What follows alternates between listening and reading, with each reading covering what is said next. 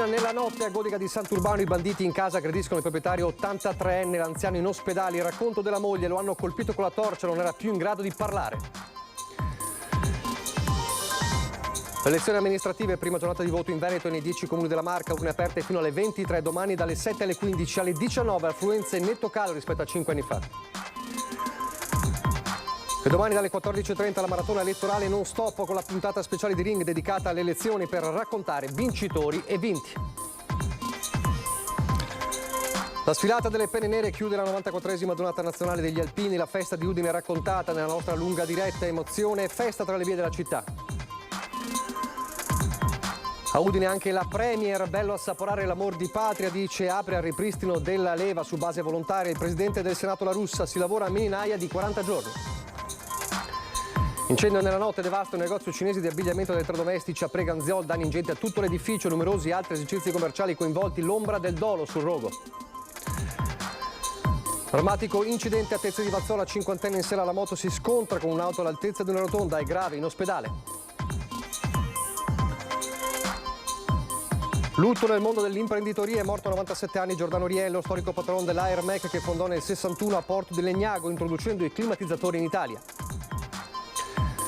Concerto in terra tedesca per gli studenti dell'orchestra dell'indirizzo musicale della scuola di San Zenone degli Ezzelini, gemellaggio con la città di Marzling. Telespettatori di Antenna 3, buonasera e ben ritrovati in diretta, un orario diverso dal solito, ma per aver dato lo spazio giustamente alla lunga diretta di questa mattina, la maratona, per raccontarvi dalle 7:30 questa meravigliosa giornata di festa alpina che ha chiuso la 94esima adunata nazionale degli Alpini a Udine. Fra poco allora vedremo alcuni momenti salienti di questa giornata di festa, fra poco parleremo anche della prima giornata di voto per le elezioni amministrative 2023, prima però c'è la cronaca si impone, una notte di paura a Godega di Sant'Urbano in un'abitazione, un 83enne che sorprende i ladri entrati in casa viene picchiato, guardate. È successo che i ladri sono entrati su questa porta qua e sono entrati, lui è uscito per vedere cosa era successo, l'hanno detto o i soldi o o denaro o gioielli. Nessun'altra alternativa è stata contemplata dai due delinquenti che nella notte si sono introdotti in questa casa di via Borchia a Godega di Sant'Urbano, aggredendo con la torcia il proprietario Giovanni Toffoli, 83 anni, per poi darsi alla fuga a mani vuote. Toffoli stava dormendo accanto alla moglie Pierina quando entrambi hanno sentito dei rumori sospetti. Sono circa le 3:30. Io ho sentito una porta che si muoveva, ma pensavo che fosse stata la gattina che ho in casa, ma la gattina era là con me. Mio marito ha sentito anche lui e è andato a vedere, ma ha visto su per le scale che era una torcia. Sì. E allora lui ha telefonato subito ai carabinieri. Pochi istanti e l'anziano se li ritrova faccia a faccia sulle scale e qui i malviventi, vedendosi scoperti, non hanno alcuna pietà. L'hanno colpito qua con la pila.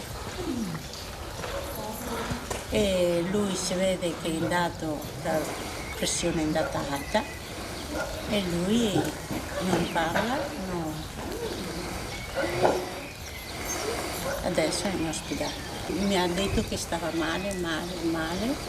Io l'ho messo nel divano e là ha perso la parola. L'83enne viene portato in ospedale a Conegliano mentre i carabinieri iniziano subito le indagini. Si cercano almeno 2 uomini. La zona in passato è già stata nel mirino, come racconta questa vicina di casa. Ci sono stati i ladri anche a casa mia, anni fa. Stavamo dormendo e ci siamo trovati la mattina la porta aperta e le cose che mancavano. Purtroppo soldi e oro.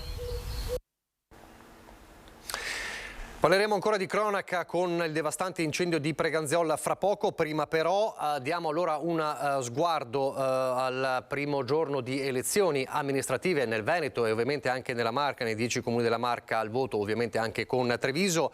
Vediamo allora il dato dell'affluenza alle 19, ricordo che si vota fino alle 23 di stasera e poi dalle 7 alle 15 di domani. Allora i dati ufficiali alle ore 19 confermano il trend che c'era già questa mattina, e cioè di una affluenza in netto calo rispetto alle precedenti elezioni amministrative. Ricordo che però rispetto alle precedenti elezioni in quel caso si votava in una giornata sola, in questo caso invece sono 2 i giorni al voto. Allora il Veneto 36,75% di affluenza degli aventi diritto contro il 41 di 5 anni fa, quindi meno 5 punti percentuali. Scorrendo le province notiamo che c'è un calo dappertutto, meno 1% nella provincia di Belluno, meno 5%, più di 5% a Padova, 1% scarso in meno a Rovigo, quasi 6% di percentuale a Treviso, 3% in meno a Venezia, nella provincia di Venezia, nella provincia di Verona meno 5% anche in provincia di Vicenza. Quindi questo è il dato e entriamo nella provincia di Treviso che ci interessa maggiormente. Come dicevamo meno 6%, 34,34 contro il 40,24, il precedente dato sempre ovviamente alle 19. Andiamo subito a vedere il capoluogo Treviso, dove il dato è ancora più basso, da 34,84 che è la percentuale di questa sera, mentre 5 anni fa era 43,80, quindi quasi 8 punti percentuali, quasi 9 punti percentuali in meno.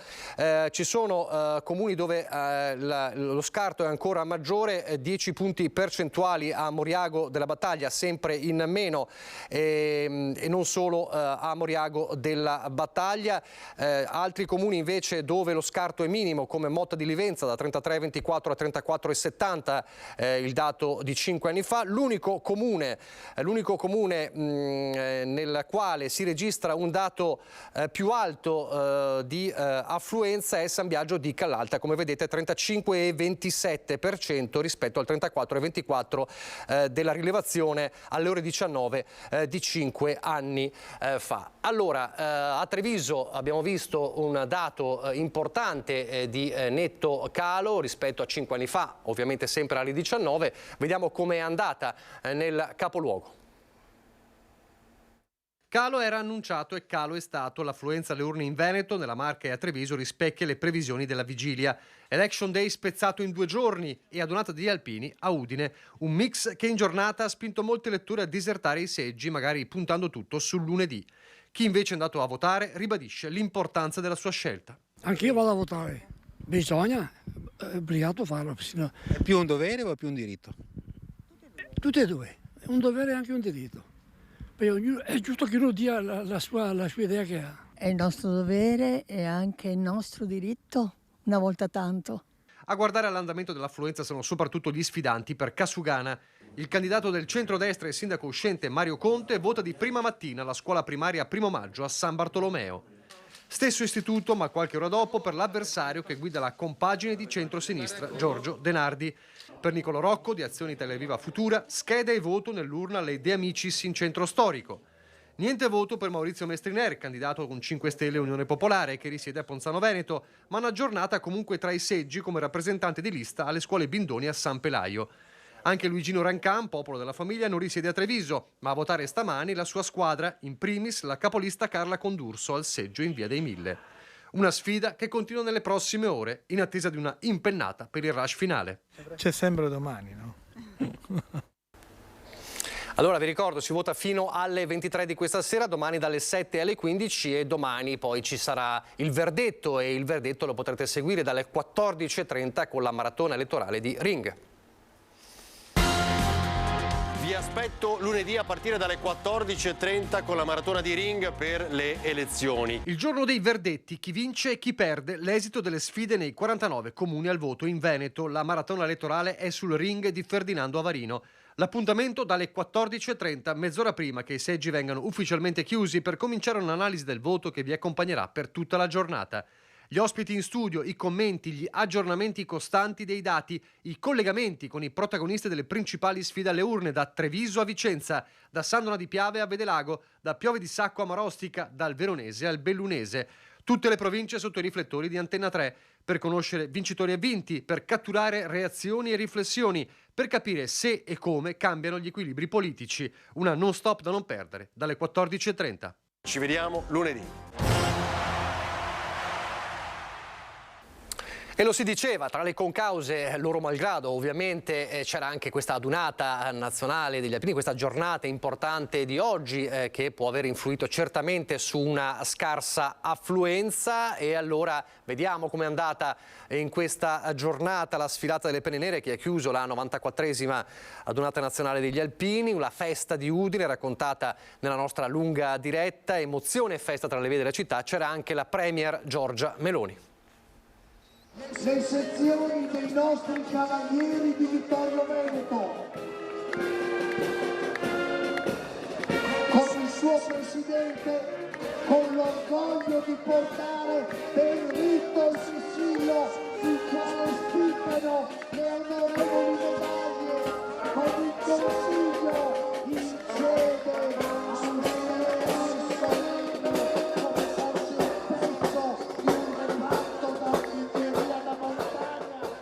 La marca alpina che sfila a Udine è uno dei momenti più emozionanti della grande festa delle penne nere, nella domenica che chiude la 94esima adunata nazionale. La pioggia non può certo fermare lo spirito di una giornata come sempre indimenticabile, raccontata minuto dopo minuto nella nostra diretta non stop. Alpini, la più bella famiglia, lo striscione che alle 9 del mattino aveva aperto la marcia, dietro quello della Commissione Pari Opportunità della Regione Friuli Venezia Giulia per il rispetto delle donne e contro la violenza di genere.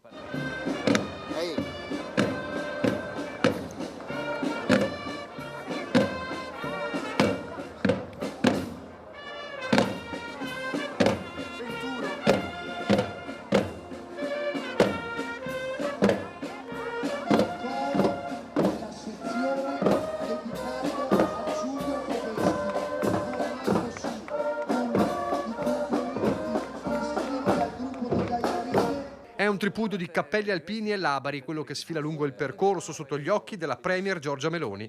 La Presidente del Consiglio arriva poco prima dell'inizio del corteo, emozionata e sorridente nel percorso che la porta al palco d'onore. Il fatto che qui ci sono persone che vengono non solo da tutta Italia, ma da tutto il mondo, per ricordare quali siano le loro radici, è la cosa più preziosa che abbiamo. Guardi, oggi è la festa della mamma, ma noi abbiamo sempre un'altra mamma dopo la nostra, che è la patria. Senza questo legame non c'è niente che possiamo fare, e quindi venire qui ad assaporare un po' di questo sentimento è una cosa preziosissima, anche per tutto il resto. E non si sottrae al richiamo costante dell'ANA sul tema del ripristino della leva. Sicuramente un tema che si può affrontare come ipotesi volontaria alternativa al servizio civile. Quello secondo me è l'approccio giusto, dice Meloni. E il Presidente del Senato Ignazio La Russa, anch'egli sul palco di Udine, va oltre sul tema della mininaia. L'addestramento in 3 settimane, dice, non ci può essere, ma se lo portiamo a 40 giorni, che è il tempo con cui una volta il CAR preparava la base di addestramento dei militari, allora potrebbe esserci una legge che consente a chi lo vuole volontariamente di partecipare alla vita delle forze armate. Vuol dire l'impresa della battaglia, vuol dire la tradotta che parte da Torino a Milano, non si ferma più, ma la va diretta al Piave, cimitero della gioventù. Il tema della sicurezza dopo Rimini era cruciale per questa edizione numero 94. È stato il cavallo di battaglia, perché noi abbiamo detto da subito, ma anche grazie alle forze dell'ordine, grazie alla questura, grazie alla prefettura, è stata una sinergia di squadra, quella appunto di far sì che la sicurezza sia la prioritaria. Pertanto abbiamo sì faticato, ma penso che i risultati possano essere venuti. La festa, la tradizione e la gioia dello stare insieme, e adesso si guarda già a Vicenza 2024 con l'adunata nazionale che ritornerà nel cuore del Veneto. Nata là dove Sile e Cagnan s'accompagna con la sua banda di Maser che ha festeggiato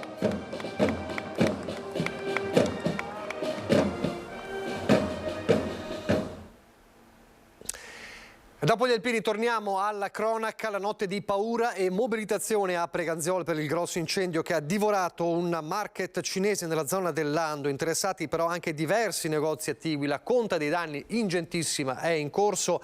Non si esclude nessuna pista a partire da quella dolosa.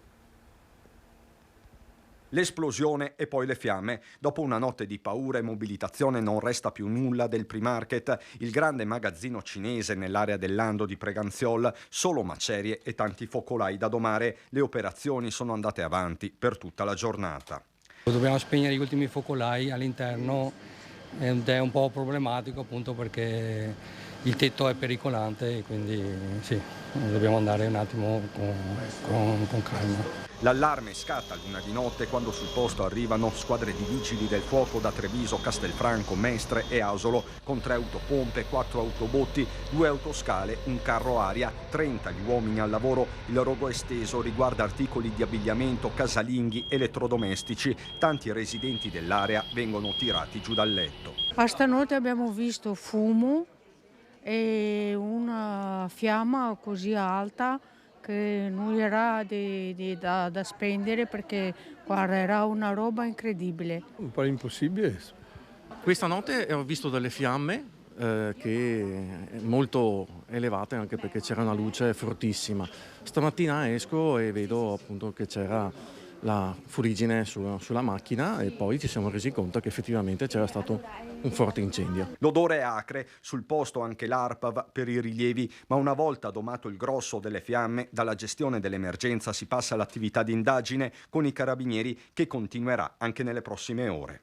Una volta spenti tutti i focolai verranno fatte tutte le indagini del caso. Al momento non si esclude nessuna pista, a partire da quella dolosa, troppi depositi di merce andati in fiamme nell'ultimo periodo. Il sospetto è forte tra residenti e chi frequenta la zona. Danni? Salvato tanto qua. E chi ha fatto i danni? Perché non si va bene così, perché mie robe vedo come che sei. Mie robe vedo come che sei qua, perché sono un piccolo impresario e so come che sei robe. Non è un cortocircuito, oggi gli impianti sono super sicuri. Impossibile che ci sia un cortocircuito. Le protezioni scattano automaticamente e poi chissà perché fatalità sempre alle 2 di notte. Questo è da porsi una domanda, per me è doloso, come lo sono tutti quanti gli altri. Ma la pista del dolo porta anche da un'altra parte, quella delle baby gang. C'è chi conferma come nell'area ci siano ragazzini in azione da tempo. E siccome venivano sopra il tetto, perché hanno sforzato le scale di ferro, quindi siccome venivano sopra il tetto, quindi non vorrei mai che fossero stati loro. Non solo, il vicino ristorante cinese sarebbe stato oggetto di minacce e ingiurie scritte con lo spray sono ancora visibili. Io ho sentito, ma anche minacciato è nato la casa perché lui sta lavorando adesso e in questo momento non possiamo dargli risposte. Insomma, un incendio tutto da chiarire. Lo stesso sindaco si è recato sul posto e resta in attesa di evidenze. Vista la situazione è doveroso non escludere nessuna pista, nessuna via, quindi insomma confidiamo davvero che le indagini vadano a fondo per arrivare a capire se possibile che cosa è successo in queste circostanze. L'incendio, come dicevamo, ha riguardato l'intero stabile, interessando i negozi e gli uffici vicini. Pesantissimi sono i danni e i proprietari sono preoccupati. Io sono stato allertato circa all'1:30 che appunto la signora del bar mi ha chiamato dicendo che stava andando tutto a fuoco. Io logicamente sono corso qua e non ho fatto altro che appurare che le fiamme erano alte, gli operatori dei vigili del fuoco erano moltissimi. Adesso appunto stiamo aspettando il funzionario dei vigili del fuoco che dia un responso su cosa, come dobbiamo comportarci, che cosa possiamo fare. Adesso vedremo appunto come fare, perché ripeto non ho la più pallida idea di come si debba agire in certi casi. Sono preoccupati e smarriti i titolari delle attività adiacenti al Primarket. Lo stabile è lo stesso, fumo e fuliggine hanno ricoperto scaffali e merce in esposizione. Bisogna capire se i problemi di staticità della copertura riguardano anche la loro parte. Oltre alla toilettatura di Nicola Cerolina ci sono il bar Infinity, un'erboristeria, un negozio di vaporizzatori e un ufficio. Credo che danni ce ne siano, non so.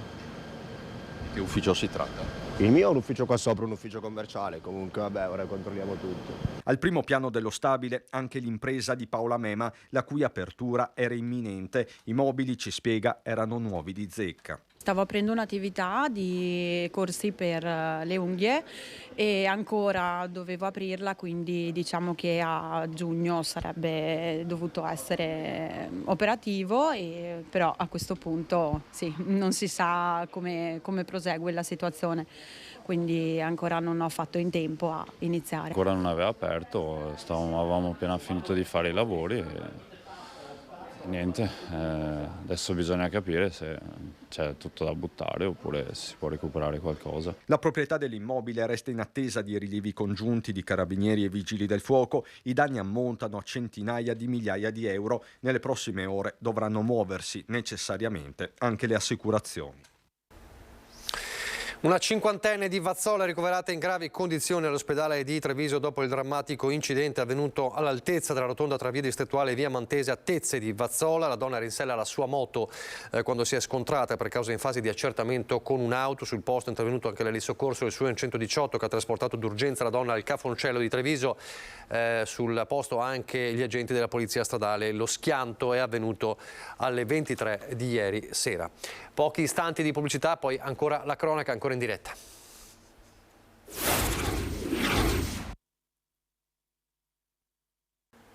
Rieccoci in diretta con il telegiornale di Treviso. Ripartiamo dall'omicidio di Varago di Maserata per una doverosa rettifica in un servizio, infatti, dato in onda ieri e venerdì per una svista di cui ci scusiamo, abbiamo utilizzato erroneamente questa immagine parlando di un presunto assassino del 17enne, ma questa persona che vedete nelle immagini non è, ripetiamo, non è il 18enne, tuttora in carcere con l'accusa di omicidio volontario, come sappiamo l'omicidio di Aymen. Quindi la persona che avete visto non è il 17enne che è in carcere, non è l'assassino di Varago. Ce ne scusiamo con il diretto interessato ovviamente e con la sua famiglia. Ma restiamo in tema di violenza. Il delitto di Varago è soltanto l'ultimo di una serie di giorni di eventi di sangue che hanno portato davvero dei giorni difficili nella Marca trevigiana. C'è un disagio reale,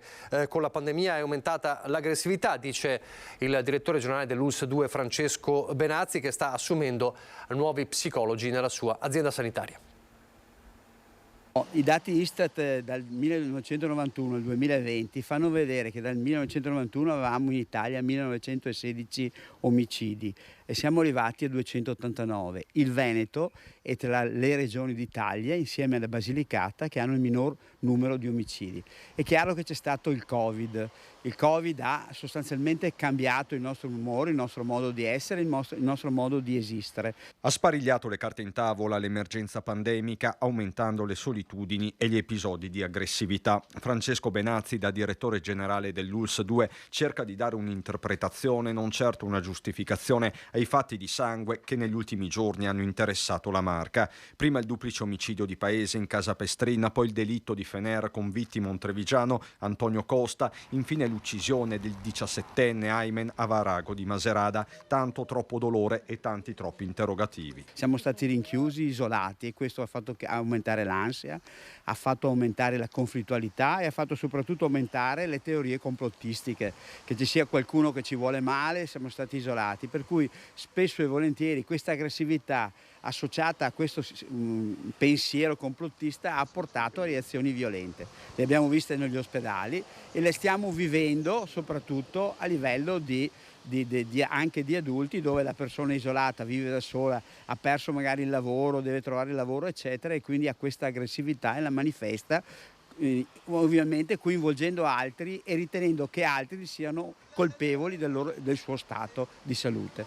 Quindi questo è un primo punto. L'altro punto sono i giovani isolati, abituati a stare solo al computer. Nel momento in cui si trovano di fronte a un coetaneo e devono parlare, devono discutere, devono dialogare, non sono più abituati e scatta l'aggressività e di conseguenza la violenza. Da qui la necessità di implementare la rete della salute mentale con l'ULSS 2 che sta correndo ai ripari dopo che il TAR ha sospeso il mega concorso per una quarantina di psicologi. Non sono arrivati perché il TAR ha deciso che deve essere rifatto il concorso. Allora, in accordo con la Regione, abbiamo deciso intanto di assumere psicologi a tempo determinato, in modo tale da, sopperire a queste difficoltà che siamo tutti consapevoli esistono.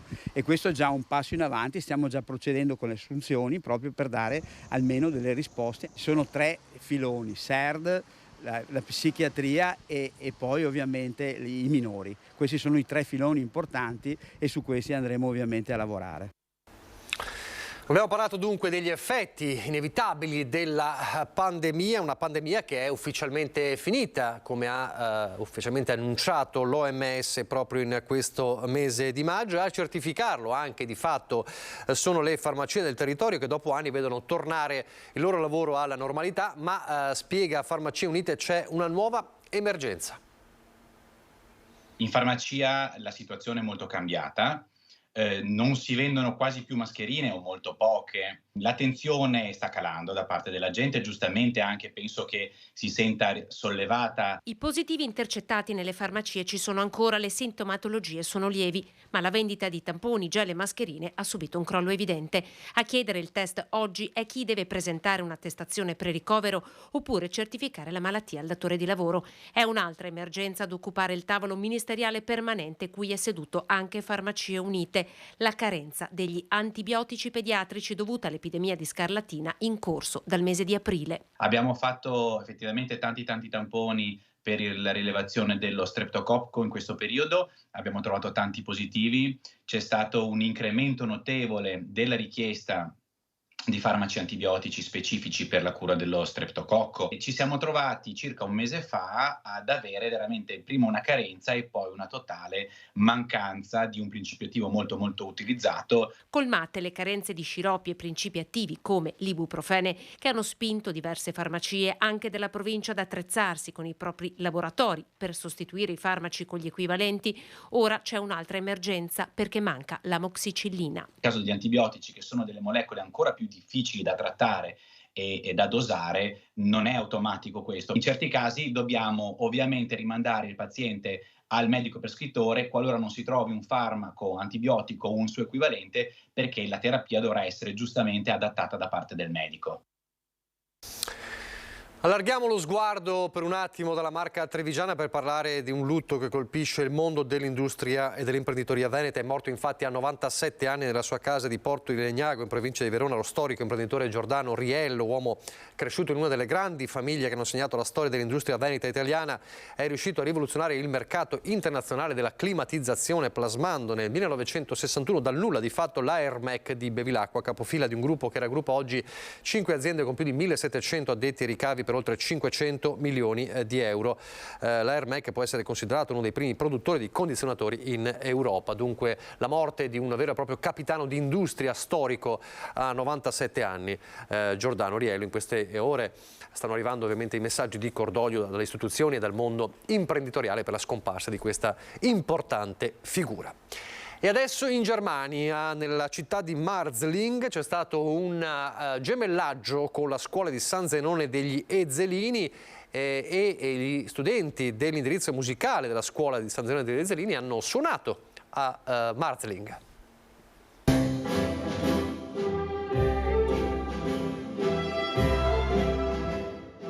L'inno d'Italia ha risuonato in Baviera, nella città di Marzling, grazie all'orchestra formata dagli studenti dell'indirizzo musicale della scuola secondaria di primo grado di San Zenone degli Ezzelini, che si sono esibiti insieme agli studenti tedeschi che li hanno ospitati.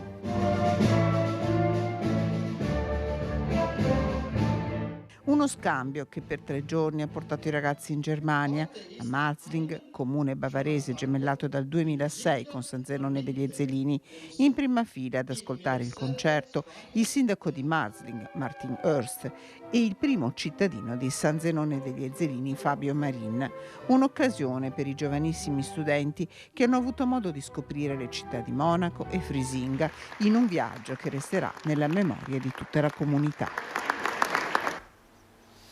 E con queste immagini si chiude questa edizione del nostro telegiornale. Vi lascio il meteo. Vi ricordo domani dalle 12 la consueta prima edizione dei nostri telegiornali fino alle 14.30 e poi dalle 14.30 Ring, la maratona elezioni, in avanti non stop per cominciare a parlare di elezioni, per poi conoscere i vincitori e vinti di questa tornata amministrativa. Vi ricordo anche che si vota fino alle 23 e domani dalle 7 e alle 15. Arrivederci.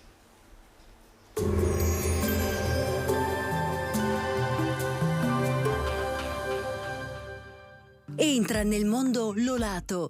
Da oltre 40 anni un team di professionisti per migliorare la qualità della tua vita. Centro del piede con servizi di podologia. Laboratorio per la produzione di plantari e calzature su misura. Bentrovati al meteo. Inizio di settimana con tempo momentaneamente più stabile. Vediamo insieme il dettaglio di lunedì 15 maggio. Sul Veneto la grafica evidenzia un contesto maggiormente soleggiato rispetto ai giorni scorsi. Cielo infatti in prevalenza sereno o poco nuvoloso, salvo occasionali temporali pomeridiani sui settori montuosi. Temperature in aumento, minime tra 8 e 13 gradi, massime tra i 20 e i 23 gradi all'incirca. Ci spostiamo ora sul Friuli Venezia Giulia. Anche in questo caso avremo un ampio soleggiamento con cielo al massimo poco nuvoloso, locali temporali sui rilievi. Temperature minime tra 9 e 15 gradi, massime sui 20-23 gradi. Infine diamo uno sguardo alla situazione del Trentino Alto Adige, dove è previsto un miglioramento con più sole. Nel pomeriggio la probabilità di rovesci sarà in nuovo aumento. Temperature minime intorno ai 10 gradi, massime sui 25 gradi. Dal meteo di Antenna 3 per ora è tutto, grazie per l'attenzione, arrivederci.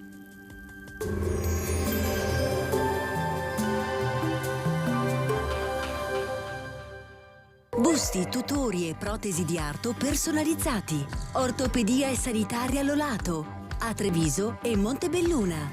Lolato, soluzioni per star bene.